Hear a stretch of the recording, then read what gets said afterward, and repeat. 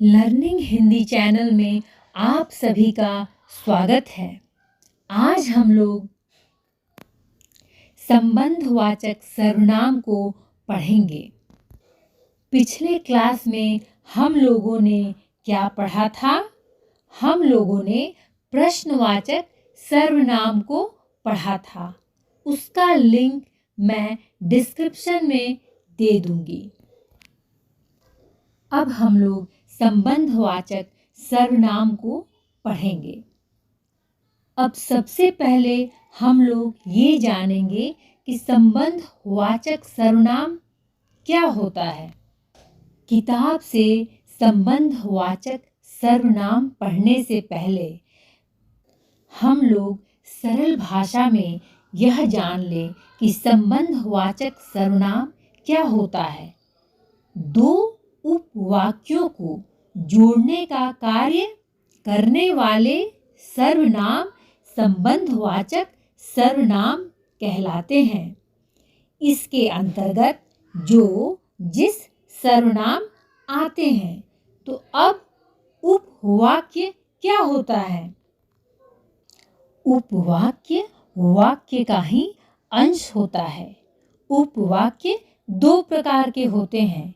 पहला प्रधान उपवाक्य और दूसरा आश्रित उपवाक्य।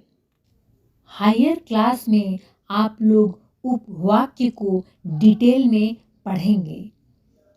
अब हम लोग संबंधवाचक सर्वनाम को बुक से पढ़ेंगे।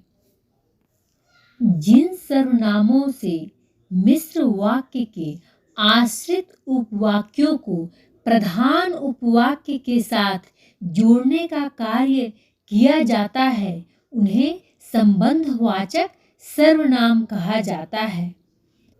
अब यहाँ पर हम लोग थोड़ा समझ लें कि मिश्र वाक्य क्या होता है।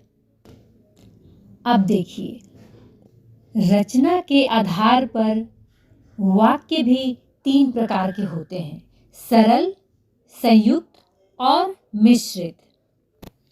अब देखिए, मिश्र वाक्य में क्या होता है? मिश्र वाक्य में एक प्रधान वाक्य होगा और एक से ज्यादा, 1, 2, 3 आश्रित उपवाक्य हो सकते हैं। हिंदी में जो तथा जिस संबंधवाचक सर्वनाम है। संबंधवाचक सर्वनाम कौन से हैं? जो तथा जिस।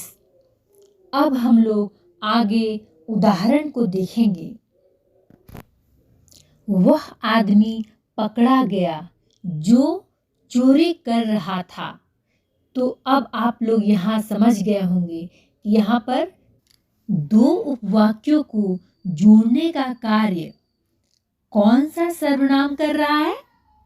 जो यह जो वाक्य है, वह आदमी पकड़ा गया जो चोरी कर रहा था। तो यह वाक्य कैसा है? यह एक मिश्र वाक्य है, क्योंकि हम लोगों ने संबंधवाचक सर्वनाम जो का प्रयोग किया है। तो अब इसमें प्रधान उपवाक्य कौन सा है और आश्रित उपवाक्य कौन सा है? तो आश्रित उपवाक्य कौन सा है? जो चोरी कर रहा था।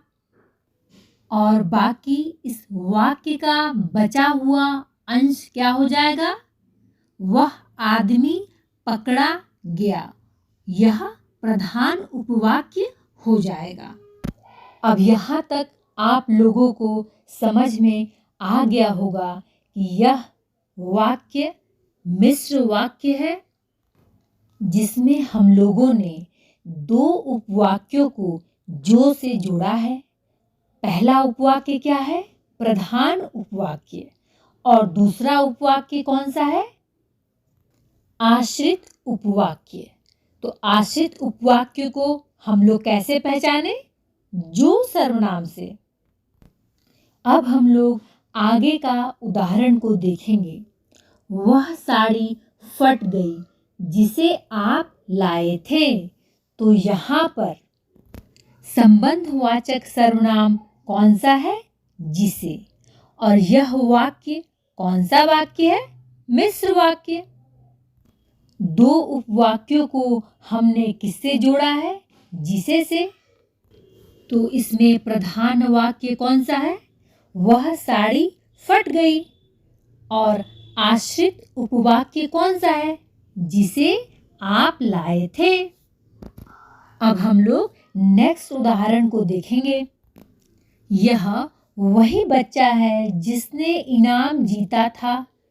तो इसमें संबंधवाचक सर्वनाम कौन सा है? जिसने।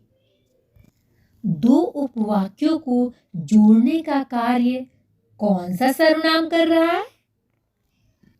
जिसने। अब आगे हम लोग पढ़ेंगे। यह वही होटल है जिसमें मैं पहले भी रुका था। अब यहाँ पर दो उपवाक्यों को जोड़ने का कार्य कौन सा सर्वनाम कर रहा है? जिसमें। और यह कौन सा सर्वनाम है? संबंधवाचक सर्वनाम। अब अगले क्लास में हम लोग निजवाचक सर्वनाम को पढ़ेंगे। अब आपको कोई भी डाउट हो तो आप कमेंट लिख सकते हैं। आप सभी का बहुत बहुत धन्यवाद।